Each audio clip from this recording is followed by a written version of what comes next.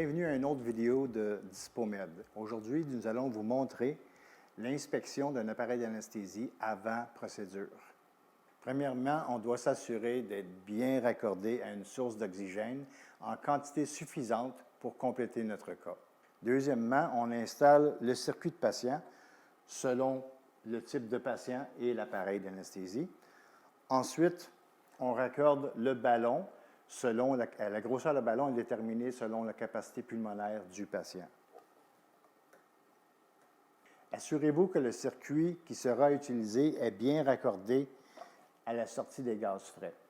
Vérifiez le niveau de votre agent anesthésique et remplissez-le au besoin. Nous sommes maintenant prêts à effectuer la vérification de notre appareil.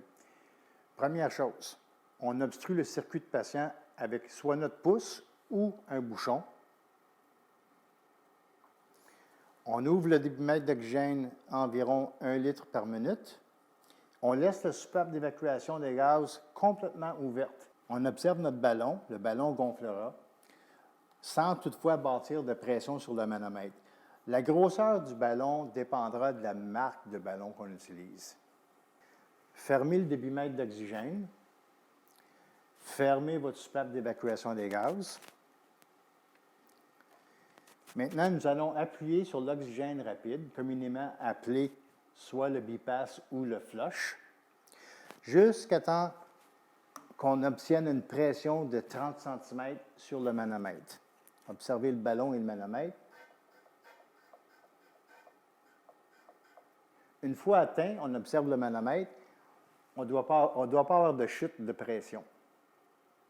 Si on n'observe aucune fuite sur le manomètre, on ouvre la soupape d'évacuation des gaz complètement et on est prêt à commencer notre cas.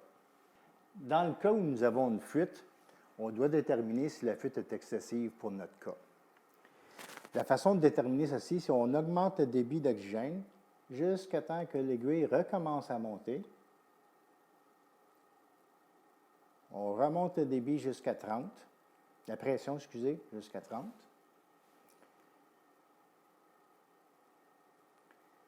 Rendu à 30, on baisse notre débit tranquillement jusqu'au point où l'aiguille recommence à descendre.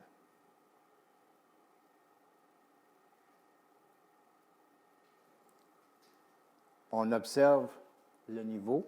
Présentement, on a 2 litres. C'est le niveau de fuite qu'on a.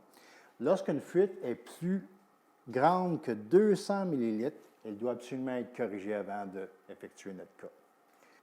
Dans la majorité des cas, les fuites sont provoquées par un ballon perforé, un circuit défectueux ou suite à un changement de chaussedé, le bac qui n'est pas serré suffisamment ou des dépôts de chaux entre les joints d'étanchéité du bac. N'oubliez pas, si vous utilisez un circuit ouvert tel qu'un Bain, exactement la même procédure doit être suivie avant le cas. Merci d'avoir regardé nos vidéos sur YouTube. À la prochaine.